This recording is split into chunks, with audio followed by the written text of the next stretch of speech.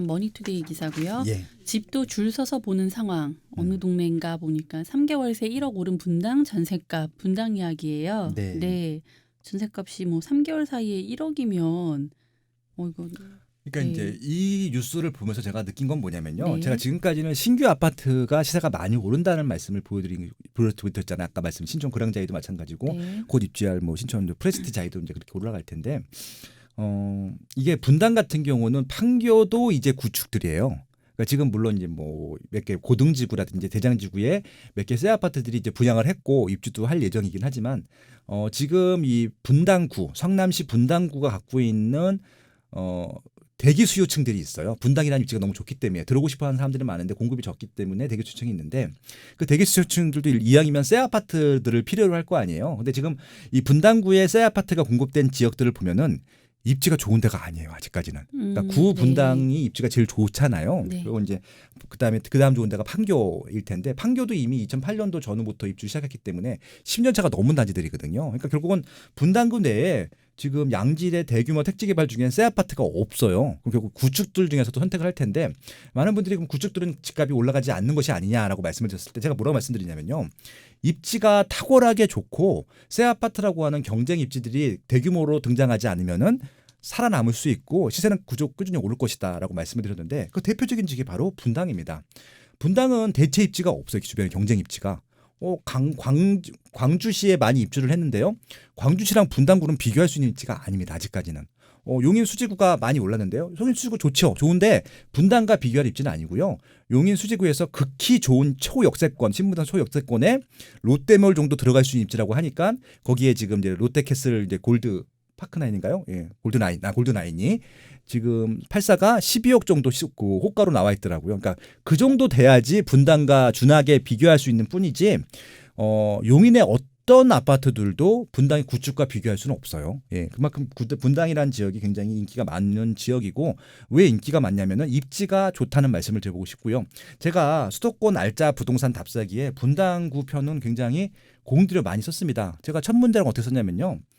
전국에 있는 228개 시군구 중에서 가장 거주 요건이 좋은 단지라고 썼습니다. 이건 강남구 포함이에요.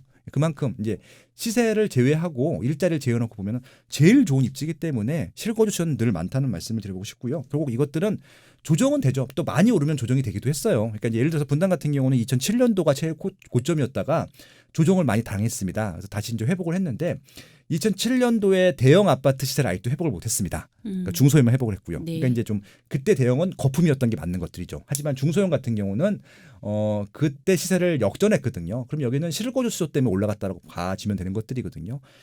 결국은 아직까지 이제 재건축 이슈가 이제 91년도 입주한 아파트이기 때문에 2021년도부터는 이제 안전진단 뭐 신청 이런 것도 이슈가 있을 겁니다. 그럼 또 한번 출렁거리긴 하겠지만 재건축 입주하기까지 시간이 많이 남았거든요. 그 전에다도 구축이긴 하지만 실거주가 가능하고 괜찮은 입지라는 것들을 검증한 결과가 결국 이 시세 상승이라는 부분들을 좀 염두에 주셨으면 좋겠다는 말씀을 드려보고 싶고요. 구축들도 이렇게 사람들이 많이 사네요라고 하시는 분들은요. 그냥 압구정 현대아파트 가보시면 되잖아요. 분당보다 무려 20년이 더 오래된 아파트인데도 아직도 사람들이 살고 있잖아요. 높은 가격으로. 그렇게 비켜보시면 좋을 것 같습니다. 그러니까 그렇게 구축인데도 사람들한테 인기 있는 곳은 그냥 학군인 것 같아요.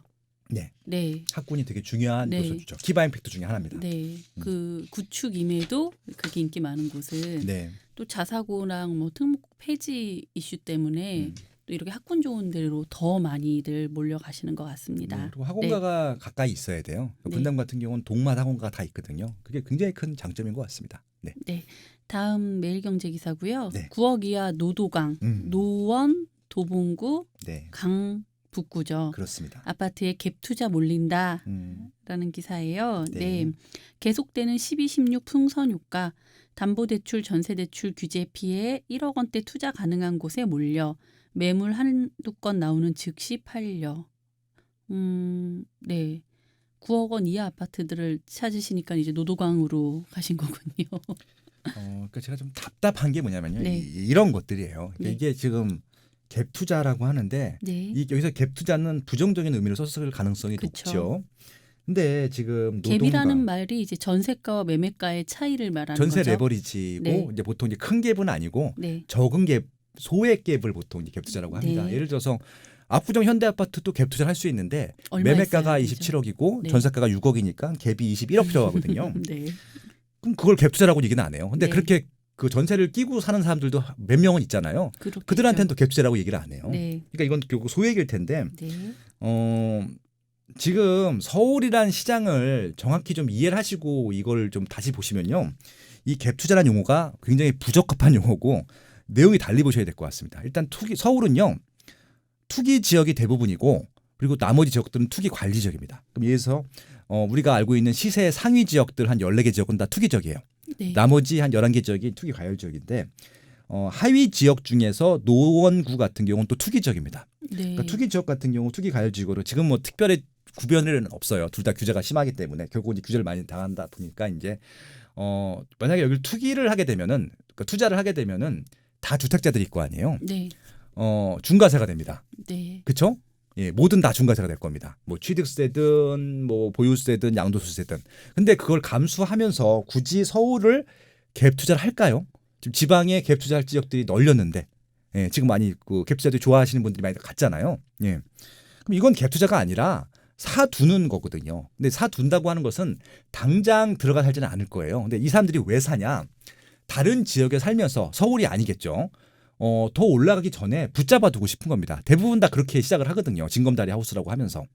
그러니까 제 친구 중에 한 명이 남양주 살아요. 근데 이 친구의 소원은 노원구에 사는 겁니다. 왜냐면 애가 이제 굉장히 어렸다가 초등학교 이제 갈 때쯤이 되다 보니까 그래도 남양주에서 제일 가까운 데 중에서 교육 환경이 제일 좋은 데들이 노원구더라, 중계동이더라 그런 것들이죠. 그래서 이제 계속 중계동을 노크를 하려고 했었는데 중계동이 노원구에서 제일 비싸요. 9층에서 빌리고 하고. 그래서 결국은 남양주 시세로 노원구 중계동을 살 수가 없죠. 그러다 보니까 뭐 상계동, 그다음에 혹은 옆에 있는 하계동, 뭐 이런 데들, 공릉동, 그다음에 월계동 이런 데까지 좀 확대를 한 상태거든요. 결국은 그렇게 찾다 보면 자기 금액에 맞는 지역들이 생기는 거잖아요. 그게 바로 이제 노원구, 도봉구, 강북거든요. 이게 노원구가 안 되면 그 옆에 있는 도봉구나 강북을 찾는 것들입니다. 그래서 이제 그나마 학교가 근거리가 가능하고, 그러니까 근거리 등하교가 가능하고 내 돈으로 살 수 있는. 근데 남양주 돈을 빼서는 여기 돈을 못 쓰잖아요. 결국은 이제 아마 이제 임시적으로는 월세나 전세 살면서 여기에 사두는 것들이죠. 그래서 조금 종류에 마련되게 되면은 이제 글로 이사를 가려고 하는 것들을 준비한다고 보면 되는데 그런 수요라고 저는 생각을 해요. 여기를 갭 투자해서 어떻게 시세 차익을 낼 거며 그런 또 뭐 시세 실현을 할 거예요. 그러니까 이거는 조금 달리 보셔야 된다는 말씀을 드리고 싶고요. 그럼에도 불구하고 최근에 이 지역의 강남구보다는 좀 이런 거래 빈도가 많이 올라간 이유는 풍선 효과도 있긴 해요. 9억 원 이하가 워낙 대출을 좀 활용할 수도 있는 여지도 있고 또 하나는 뭐냐면은 아무래도 9억 원 이상보다는 규제가 덜하다는 판단을 하고 있는 것들이고요. 그리고 또 이제 이 지역이 단기적으로 올라갈 수 있는 부분들이잖아요. 그러니까 이제 조정이 될 것들이 예상되는 것들보다는 올라갈 수 있는 아파트를 선택하는 그런 개념들이 있을 것 같거든요. 근데 저는 이 아파트들을 단기 이런 갭 투자로 활용한다고 생각하진 않아요. 그러니까 단기 갭 투자의 그러니까 갭 투자의 하나의 조건이 뭐냐면요. 투자 금액이 조금 들어가야 되는 것도 하나 있지만은 이 투자 기간이 짧아야 되거든요. 2년 내에 시세 차익을 봐야 돼요. 근데 여긴 지금 그런 지역들은 아니잖아요. 그래서 이것들은 이런 투기 지역이라기보다는 투기를 한다는 행위보다는 내가 미래에 들어갈 집들을 미리 좀 사둔다 이런 개념으로 보신다고 하면은 뉴스가 달리 보이실 겁니다. 네. 그 제 친구도 그 지역을 말씀드려도 되는지 모르겠는데 네. 양주에 새 아파트. 그럼 또 남양주보다 더 위쪽 뒤쪽이네요. 네, 양주의 새 아파트에 이제 대형 그 1군 건설사 아파트 30평대 분양받아서 네.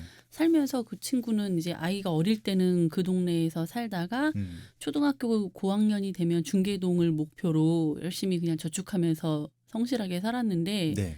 지금 아이가 이제 3학년, 4학년이 돼서 이사하려고 보니까 중계동 아파트에 자기가 살 수가 없더래요. 뭐 20평대로 줄여도 매매를 할 수가 없는 금액으로 너무 순식간에 많이 올라서 옛날에 찾았으면 좀 양주 옥정지구 쪽이 아니라 기존 네. 아파트 구축 중인데 아마 10년 넘으셨는데 10년까지는 안 아이고, 됐어요. 예. 네, 그래서 그래서 아무튼 뭐 한 7, 8년 전 정도라고 네. 하면은 뭐 그 가격이나 노원구 가격이나 크게 차이가 안 났을 텐데. 근데 이제 그 예. 새 아파트에 분양도 받고 또 음. 넓은 평수에서 아이를 좀 쾌적하게 키우고 싶어서 네. 어릴 때 그렇게 했다가 목표를 계속 중계동으로 잡고 있었는데 지금 이제 중계동으로 이사를 가긴 갔는데 20평대에 그 전세로 또 전세 자금 대출까지 받아서 양주를 팔고 와도 그렇게밖에 지금 안 되는 그러면 상황이어서 만약에 팔고 그냥 무주택자 네. 유지하시면서 네. 청약 가점을 좀 높이셔서 네. 부양 가족이 있으시니까 신규 분양을 받으시는 게 맞겠네요. 제가 네. 좀 그 친구한테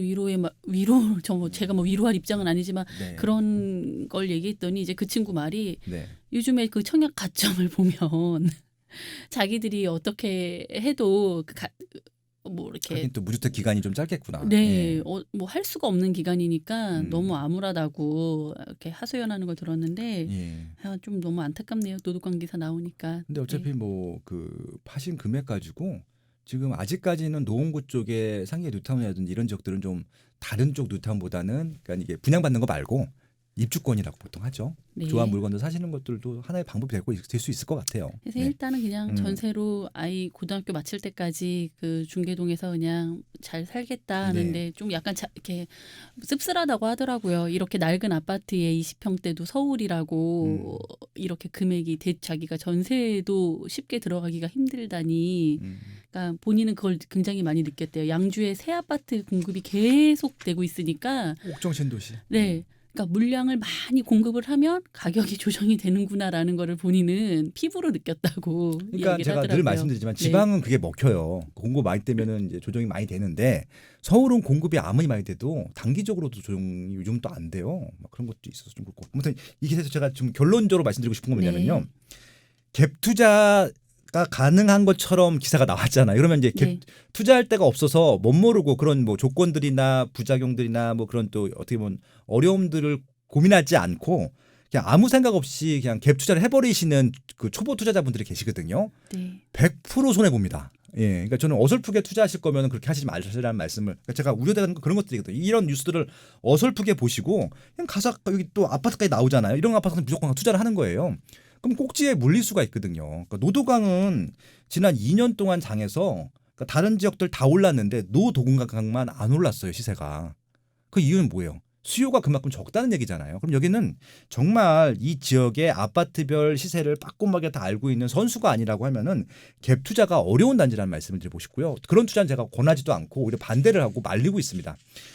실거주 하실 분들 말고요. 단기 갭 투자하실 분들 이렇게 투자하시면 안 된다는 말씀을 다시 한번 드리고요.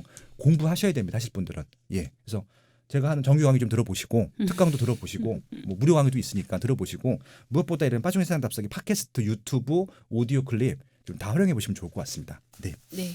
마지막 기사입니다. 아시아경제 기사고요. 과천 주공 재건축 막차 8구단지 추진이 시동. 저 진짜 궁금해요. 과천은 왜 이렇게 잘 되는 겁니까? 이렇게 막힘없이 이렇게 술술술술 진행이 되고 있잖아요. 네, 뭐 제가 뭐 그것까지는 알 수는 없고요. 네. 뭐 아마 좀 뭐 지자체 장님들이 잘 해주시나 보죠. 네, 진짜. 뭐 그분도 계시고. 네. 네. 아무튼 그렇습니다. 제가 이번에 그 월간 파숑에서도 제가 이제 이달의 파숑 픽업 중에 하나가 이거였었어요. 과천 얘기였었는데 어떤 얘기를 드리고 싶은 거냐면은 그러니까 과천에 대해서 많은 분들이 잘 모르세요. 모르시면서 저기는 왜 이렇게 비싸 잘 돼 이렇게 생각하시는 분들이 많습니다. 하다못해 김현미 장관님도 그러셨잖아요. 그러니까 어떤 말씀을 드리고 싶은 거냐면은 과천은요 인구가 5만 8천 명밖에 안 돼요. 그리고 그 전에 아파트가 딱 13개 단지셨습니다. 여기 나온 딱 이 단지입니다. 네. 예. 그래서 지금 그 13개 단지랑 단독 다세대 빌라 가지고 5만 8천 명이 살고 있었는데 그 13개 단지는 언제 입주를 했냐? 그 과천 정부청사가 80대 초반에 내려왔어요. 서울에서. 그때 완성이 된 주공 아파트들이었었거든요. 되게 낡았죠. 그래서 이제 그것들이 2000년도 중후반부터 재건축이 되기 시작해서 제일 먼저 해서 재건축에서 입주한 게 이제 11단지였었죠. 그래서 이제 레미안 에코팰리스. 제가 제 아내랑 한번 이사를 가려고 실거주 검토도 했던 단지 중에 하나였었는데 아무튼 이제 그리고 뭐 슈로 이런 단지가 이제 그 10년 전에 입주를 했었고 최근에 입주한 것은 이제 그 레미안 센트럴 스위트 갤럽 있을 때 수주했던 단지인데요. 아무튼 그런 걸로 해서 13개 단지가 이제 다 재건축을 했거나 재건축 중이거나 재건축을 준비하고 있는 그러니까 거의 13개 단지가 모두 다 새 아파트가 돼가는 겁니다. 그러니까 생각을 해보세요. 물론 작긴 하지만 그러니까 시 규모에서 그 지역에 있는 모든 아파트가 다 재건축되는 지역 보셨어요? 없어요. 그러니까 저도 너무 놀라워가지고요. 네. 서울도 그렇게는 안 되잖아요. 네. 근데 여기는 모든 단지가 다 재건축이 돼요. 그러니까 그러니까요. 재건축이 되는 이유는 딱 하나입니다. 수요가 많아서 추가 분담금을 내고서라도 들어올 사람들이 줄 서 있다는 것들이잖아요. 그러니까 평당 4천이든 5천이든 들어올 사람들이 줄을 서 있었기 때문에 과천은 평당 4천, 5천을 할 수 있는 것들입니다. 그렇죠. 그런데 이제 그때 김효우 장관님께서 예를 드신 게 그거였었거든요. 일산은 평당 1,000만 원인데 4천이냐. 그 분양가 사용자 해야 된다라고 그렇게 나온 것들이잖아요. 그래서 지금 좀 신랑이 하고 있는 게 뭐냐면은 이 13개 단지 말고 그 남쪽 지방에 그러니까 이제 이 과천 13개 단지랑 그 안양 사이에 지식정보 타운이 들어오셔서 부지가 있어요. 지정타라고 하는데 거기에 이제 분양가 다음 달에 분양을 할 텐데 분양가 책정을 하는데 푸르지오가 처음 분양을 하는데 한 2,600에서 800을 받겠다라고 했거든요. 그럼 저는 이렇게 적정 가격으로 봐요. 왜냐하면 저 위에 있는 재건축 단지들은 4,000대니까 뭐 3,000이 안 되니까 적정 가격으로 봤는데 2천만 원으로 분양을 하라는 거예요. 거기에서. 그러니까 이제 그 2,700, 800에 준비하고 있던 건설사 입장에서는 놀란 거죠. 그래서 지금 그 신랑이 때문에 2년이 밀렸어요. 근데 그 2년 동안 밀리는 바람에 과천으로 또 많은 분들이 이사를 가셨어요. 네. 일수지가 되려고. 왜냐하면 여기 일수지 통장이 많지 않을 거 아니에요. 전체 국민이 5만 8천이니까 여기는 아마 만 개 단위. 제가 세보진 않겠지만 그쵸. 아무튼 얼마 네. 안 되기 때문에 지정태가 거의 한 8천 세대, 9천 세대 정도 가까이 분양을 하고 재건축 단지들도 합치게 되면 거의 만 세대 정도. 그러니까 거의 일수지가 다 될 수 있는 거예요. 네. 그래서 이제 그런 부분들 때문에 이사를 많이 가셨던 것들이었고요. 그래서 이제 결국은 과천 지역 같은 경우는 기존에 있는 구축들도 모두 새 아파트화가 되고 있고 이게 중요한 게 아니에요. 밑에 지정태가 들어오게 되면 없었던 인구가 생기는 것들이잖아요. 그럼 과천이 지금 꽤 오랫동안에 6만 정도 전후의 인구를 유지하고 있었는데 지정태까지 입주를 하게 되면은 인구가 파격적으로 증가할 겁니다. 지금처럼. 네. 그러니까 지금의 과천과 미래의 과천은 다른 과천이에요. 인구가 증가했기 때문에. 그래서 그런 정도로 보면은 과천 같은 경우는 지금의 이상보다 더 올라갈 수밖에 없다. 예, 그런 말씀을 드리고 있습니다. 그런 차원으로 제가 한번 정리를 해봤고요. 그거에 대해서 조금 이제 제가 이제 올간 파션에서 정리를 해놨으니까 한번 이제 멤버십 되시는 분들은 살펴보시면 좋을 것 같습니다. 네.